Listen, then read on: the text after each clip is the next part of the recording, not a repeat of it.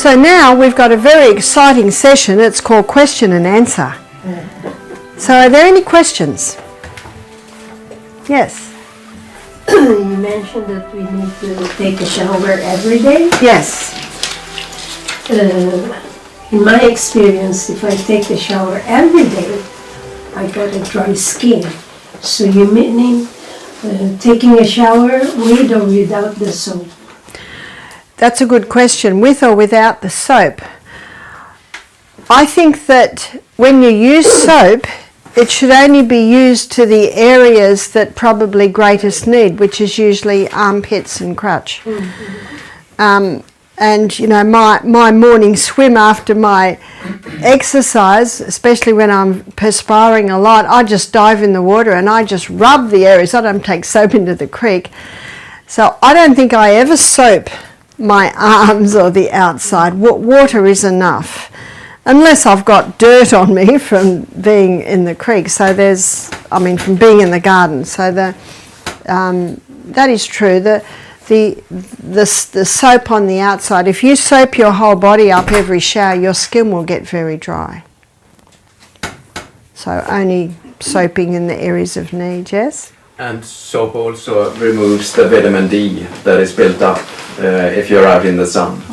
That is true. Vitamin D, once you've been in the sun, it needs 2 hours to develop in your skin. So if you have a shower and wash your body with soap all over, you won't access your vitamin D because the sun's rays hit the skin and they convert a form of cholesterol just under the skin to vitamin D. So you need those oils.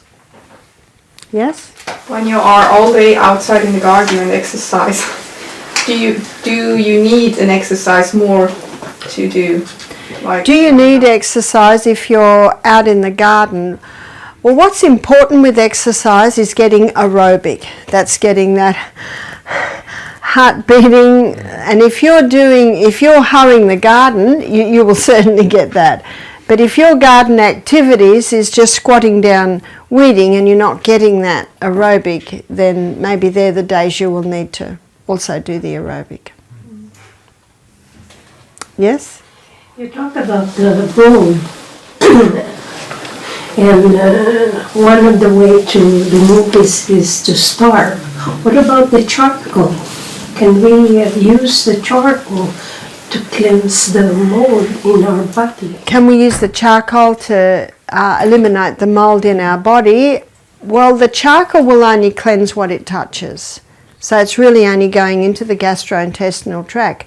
Whereas the herbs that I mentioned, they will go into the blood and to the tissues. Okay. Yes?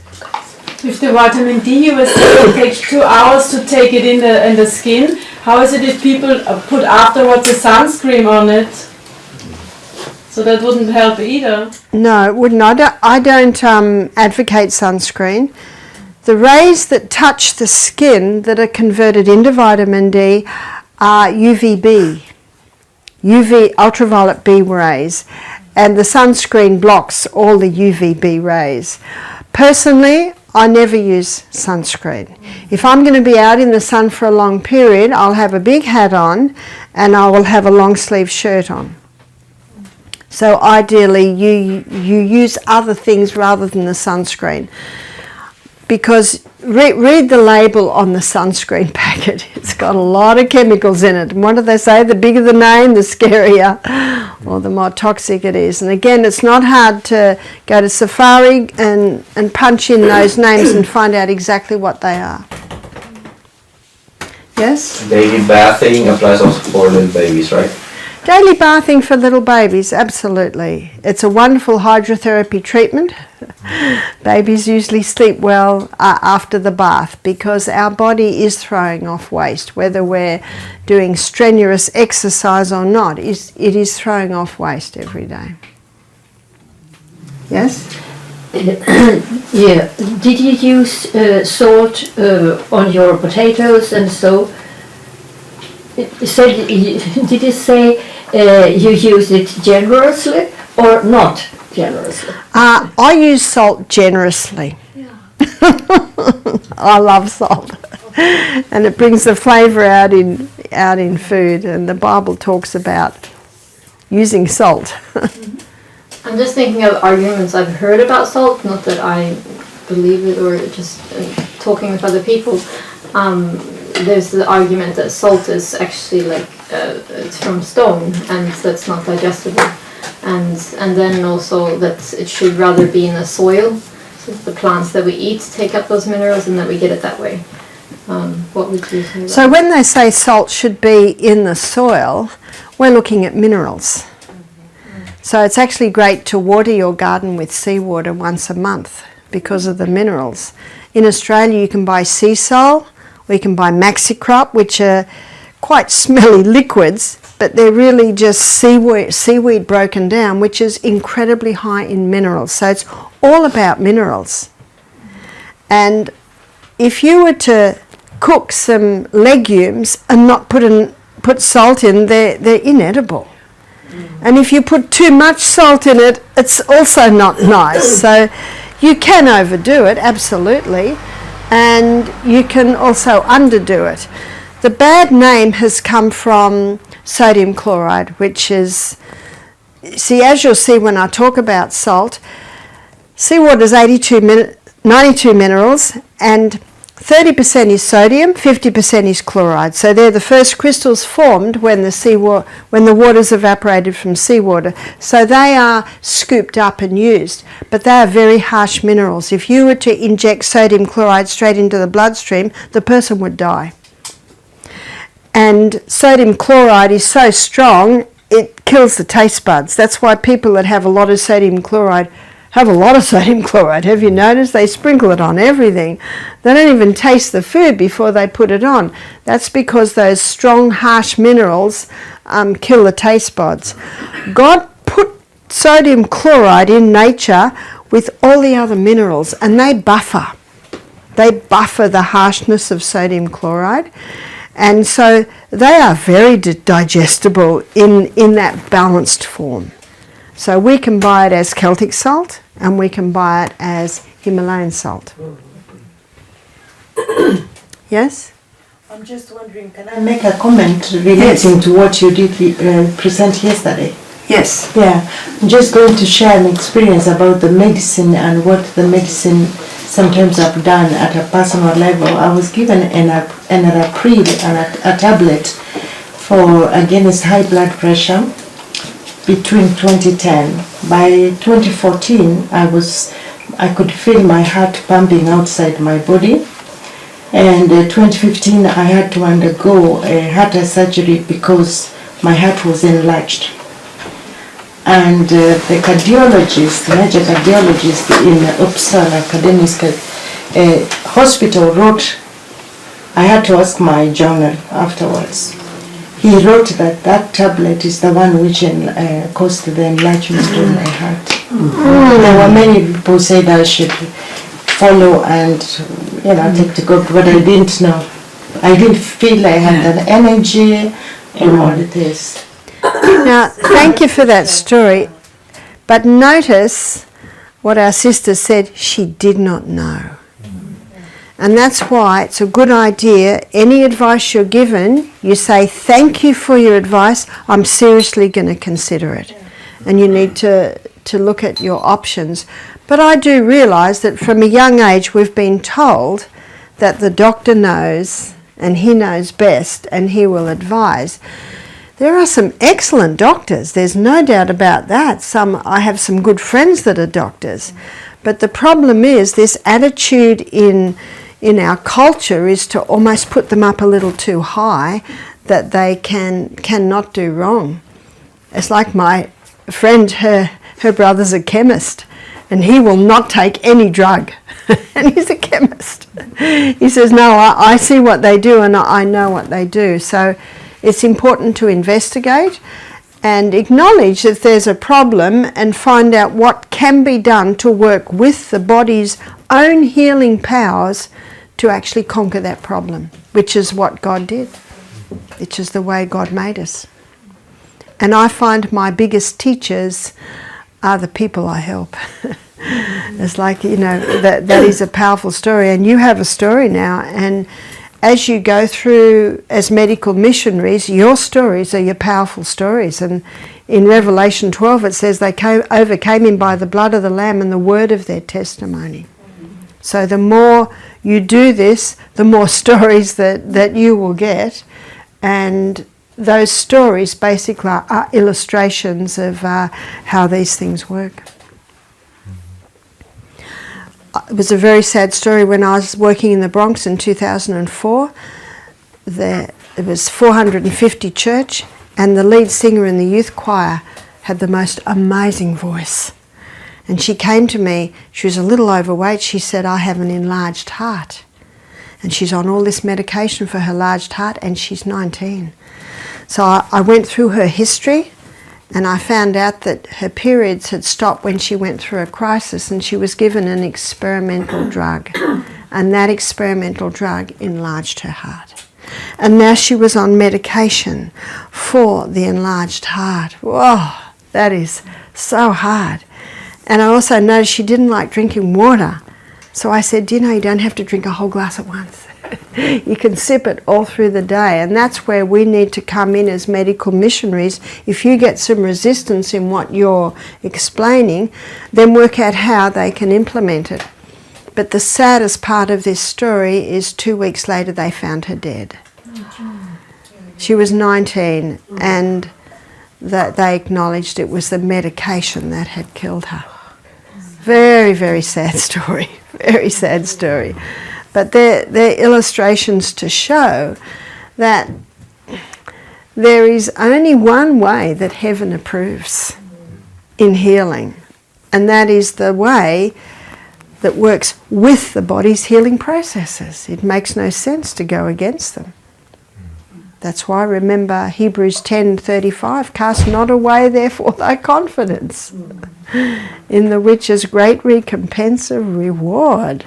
And I'm sure there are people who have experienced the reward of working with the body. And also just waiting to let the body heal. Any more questions? Yes? Since we talked about salt earlier, what is your experience with magnesium oil? My experience with magnesium oil is very positive.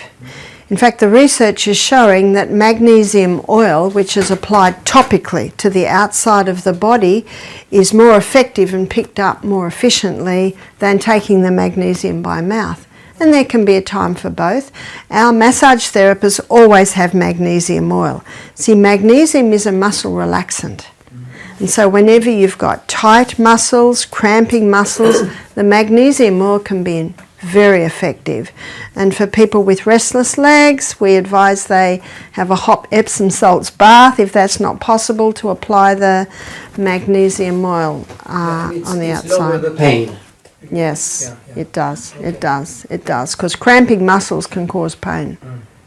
So whenever there's cramping muscles, you can apply the magnesium oil. I have Yes? experience of using the magnesium oil. It's really true. Yes, it is true. That's why it's very good for everyone to try this on themselves. and then they've got a story. Yes? Yeah, when you have the restless leg syndrome, should they take it during the day or should they do it at night time when they have the problem with magnesium? Ideally before they go to bed, because that's often when the restless legs start, so just before they go to bed, or people that, the hot Epsom salts bath. Two things relax muscles, that's moist heat and magnesium. So in an Epsom salt bath, you've got them both there. But Dr. Neill, I went to a seminar by him, and he said, exercise those legs. You've really got to exercise those legs. So the exercises that are particularly working the legs are rebounding, trampolining, exercise bike, also swimming. Swimming's quite good. So the legs have to get some exercise. How much do you use of this magnesium oil? Spray? Well, I guess you would just feel your way with that. Obviously, if you put too much on, it's going to be dripping everywhere, but you can certainly rub it in, and you really can't overdo it. But do you do it in the whole body, just on the legs? No, just the legs. Just the legs, okay. Yeah, just the area that's feeling it. And once is enough, and then go to. Often it is. If someone wakes with them at the night, they can certainly apply it again. But I've also had, women with period pain where their stomach's cramping, people with diarrhea or muscle pain, they can apply it to the abdomen and it can relax the cramping there. Pardon? Growing pains? Growing pains is a little different. Yeah. Growing pains can perhaps be a little bone too. But you can certainly try the magnesium oil for growing pains. It's worth a try. Yes? I had restless legs and I thought, well, I have been drinking quite a lot of water. Perhaps I should take salt. And that helped. Yes. Now that's a very good point. And the reason why you were helped with that is that in the Celtic salt there are 3 magnesiums. There's magnesium chloride, magnesium bromide and magnesium sulfate. So that's why. And people with restless legs, they might even find that that doing that, taking the salt before every glass of water. Yes? When you say that the skin is breathing, do you mean that it takes up oxygen like the lungs? Not as much. But there's the very sad story of the little girl who was painted gold for a play and she died. And when they filmed, I was reading the report on the James Bond movie Goldfinger. Apparently they had to paint the model gold for this scene. And I was reading they had to paint half her body, shoot that, take that off, paint the back part of her body, then shoot that. Another illustration that you can't cover the whole body because it does breathe. Not quite as much oxygen as the lungs are taking in, but it needs to breathe, it needs air. But are you saying that the people who are having tattoos all over the place, that their skin cannot breathe?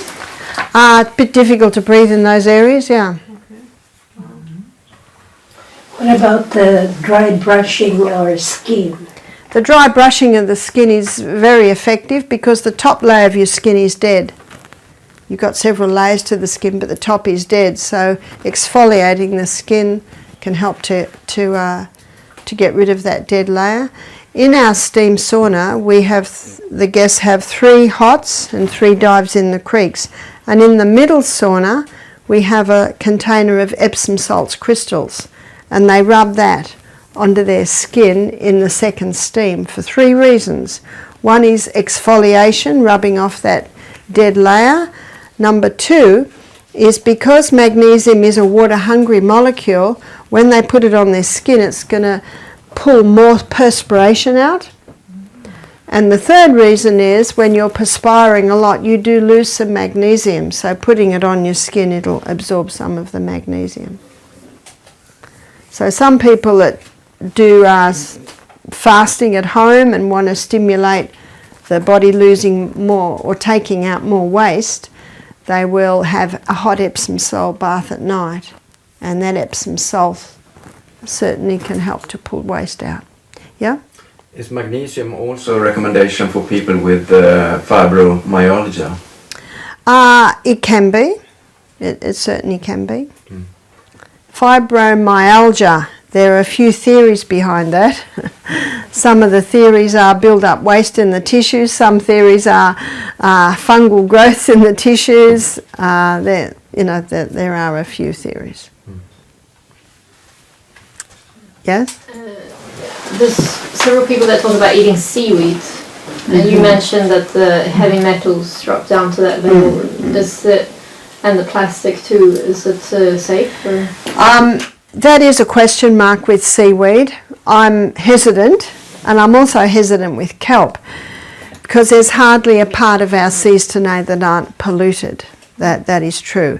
But you get some of less pollution, and you get the rolling of the waves, which can purify the water. So in the Celtic salt, the sea salts, you won't get the chemicals, but they're certainly in the sea life, in the fishes, and quite possibly in the seaweed.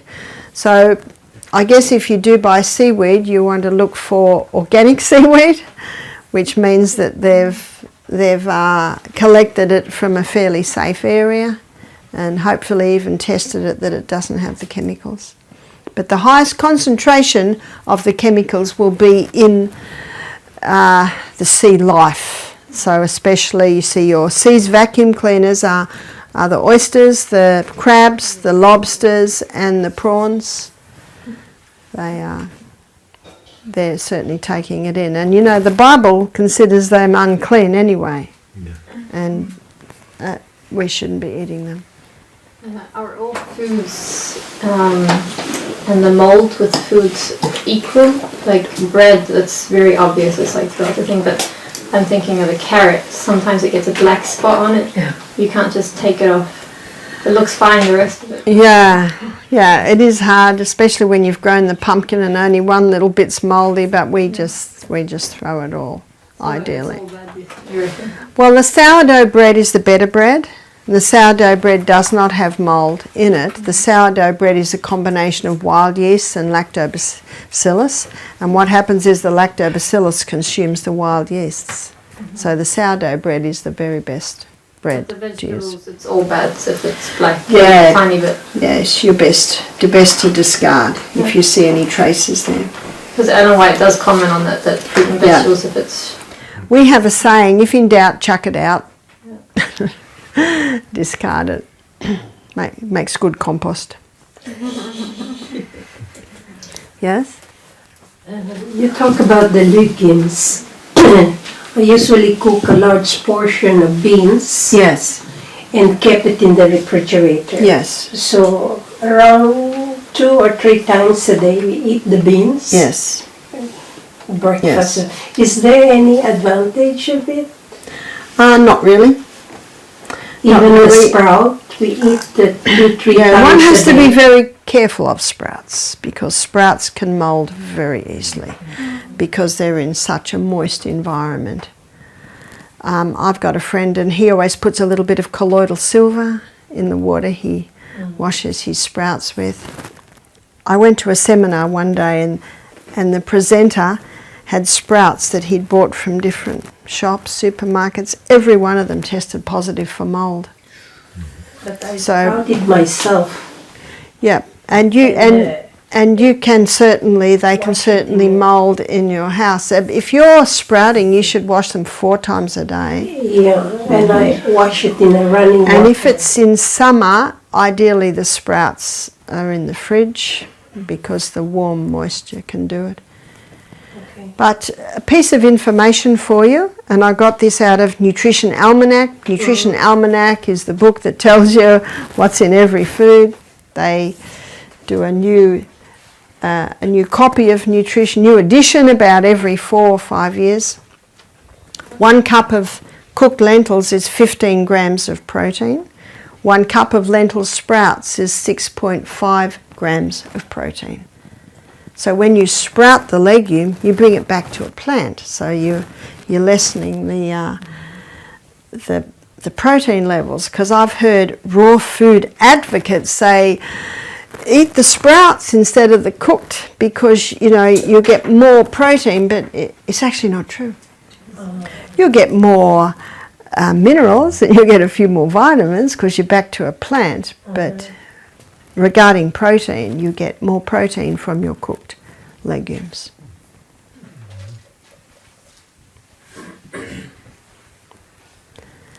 Yes? We talked about cancer before and the programs for cancer, recommendations for cancer. Does it vary between different types of cancer? For example, lung cancer versus blood cancer? Yes, it certainly does, depending on the type. So if someone has breast cancer, it's very important that they balance the hormones. And same with prostate cancer. And with breast cancer, there might be some poultices and some specifics you would use for that. So you're right, it can vary. But with lung cancer, what we advise is mixing a teaspoon of sodium bicarbonate and a cup of water together and getting a spray bottle.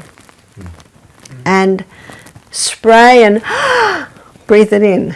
Because remember, wherever sodium bicarbonate touches, it gives a wave of alkalinity to cancer, and cancer loves the acid environment.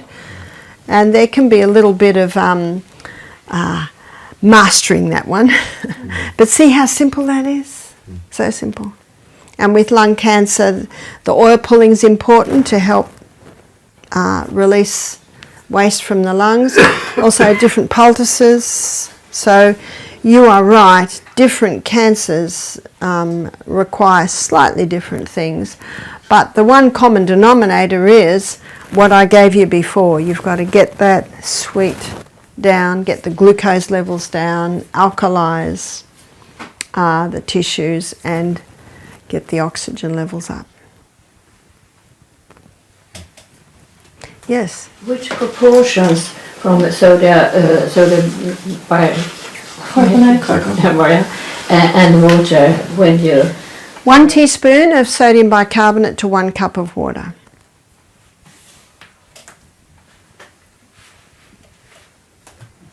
You talked about an antibiotic drink. What was in it again? You said it very fast. I did. I said it fast because we're going to look at it in more detail when we go through the other. So maybe, unless anyone needs it today, it's yeah. You always remember by 6 ingredients: ginger and garlic, lemon and cayenne pepper, and honey, and a drop of eucalyptus oil. One lady said to me, "Barbara, but it says on the label that eucalyptus oil must never be taken." I said, "We're not advising you drink half a cup." Do you know, there's common sense there. It's 1 drop. And do you know why they say that? Because in 1976, I remember it well, my first baby was born and I was listening to the radio that a little boy in Tasmania, you've heard of Tasmania, it's that little island right down the bottom of Australia. It's considered one of the states. A little boy drank some eucalyptus oil and went into a coma. So they banned eucalyptus oil. How many die from alcohol and that hasn't been banned? Anyway, there was such an uproar that they eventually legalised it, but every bottle of eucalyptus oil you buy now, it's got poison, do not take, not fit for human consumption, special lids that children can't open. And it's because of that little boy. He didn't die, but he went into a coma. And common sense tells us you don't drink that.